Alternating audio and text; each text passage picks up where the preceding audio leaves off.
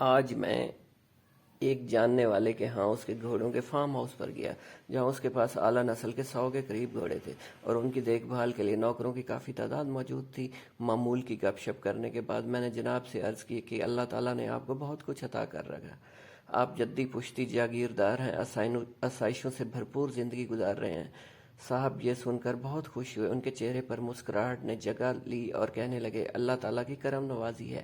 میں نے جب ان سے یہ کہا کہ اللہ کے دیے ہوئے مال میں سے کچھ رقم آپ غریب طلباء و طالبات کی تعلیم پر خرچ کریں تاکہ غریب طالب علم بھی اپنی تعلیم مکمل کر سکیں اور معاشرے کے مفید شہری بن سکیں، ان کی یہ نیکی آپ کے لیے صدقہ جاریہ ہوگی۔ یہ سن کر موصوف کے چہرے پر غصہ ٹپکنے لگا اور کہنے لگے پروفیسر صاحب، میرے پاس حرام کا پیسہ تھوڑی ہے جو میں غریبوں اور یتیموں کی تعلیم پر خرچ کروں۔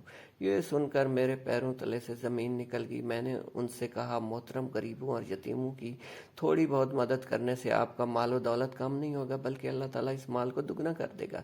تب موصوف نے اپنی جیب سے 500 روپے نکالے اور مجھے تھما دیے اور کہا پروفیسر صاحب کسی غریب طالب علم کی مدد کر دیجیے گا۔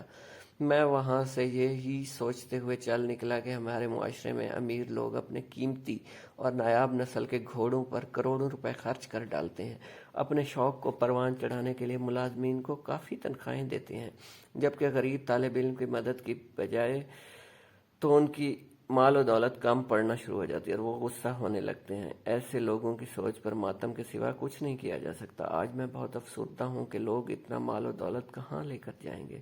قبر میں تو خالی ہاتھ ہی جانا ہے۔ ایسی دولت کس کام کی جو کسی کے ضرورت مند اور غریب کے کام نہ آ سکے؟ اپنی ذات میں ایک ایسا انسان ضرور ڈھونڈو جسے اپنے لیے نہیں بلکہ دوسروں کے لیے جینا آتا ہو۔ ویورز، آپ کو یہ سٹوری اچھی لگی ہو تو میرے چینل ٹی لیو سینما کو سبسکرائب کرنا مت بھولیے گا۔ جزاک اللہ۔